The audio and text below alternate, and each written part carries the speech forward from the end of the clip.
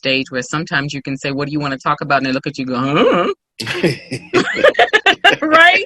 And there's that time where you're like, I don't know. And it's funny how children go from the really, really talkative stage, sometimes it's elementary or pre-K, and then they go through the middle school where they don't want to say anything. And then, maybe they come around and start talking again. So one of the things that I did learn is, if your children want your attention and want to come talk to you, to be there for them.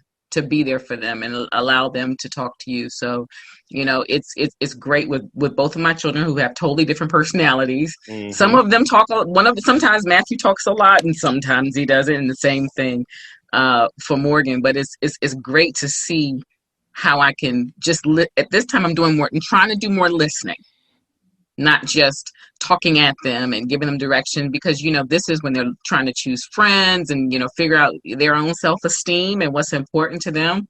Because, one of the things that we know is that they begin to kind of want to be their own selves and stray away from, just always being up under mommy or daddy during this time. So how can they feel confident in who they are is something that I really want for them as they determine kind of where they're going to be and put their footing in the world. So my husband and I, we stay in prayer. And I remember when Mark was on the show a couple of weeks back, and I think he shared that, before we go to bed and we say our prayers as a family, he says to my children, he says to my daughter, has her repeat, remember, you are beautiful.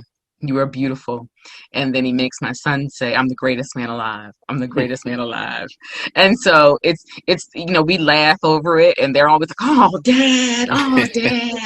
But it's those small things that even he is, placing in them that they're going to remember, and hearing those words. And like you talked about the hug break that you're continuing now, those things are really planting seeds that we want in our children to grow later. So this has been good. And oh my goodness, we are out of time already. It's amazing how much time flies. I mean, we were talking and sharing, but it just seems like the time goes fast in our ability to be able to communicate on the subject.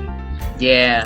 But, I want to give a little bit of a taste of next time. So, those of you who've been with us, please make sure you tune in next time. So other things, what about the do as I say, not as I do?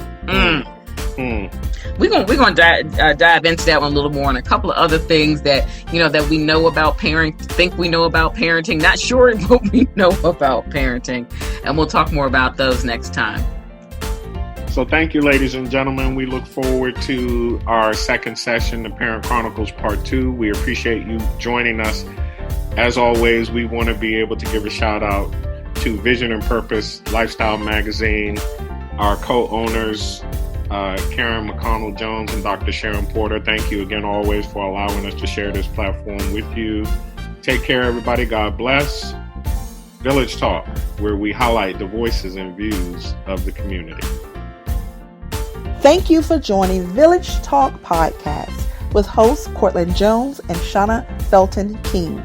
Village Talk is a VMP media production. Join us every second and fourth Sunday at 4:00 p.m. Eastern Standard Time for a new episode. Village Talk, highlighting the views and voices of the community.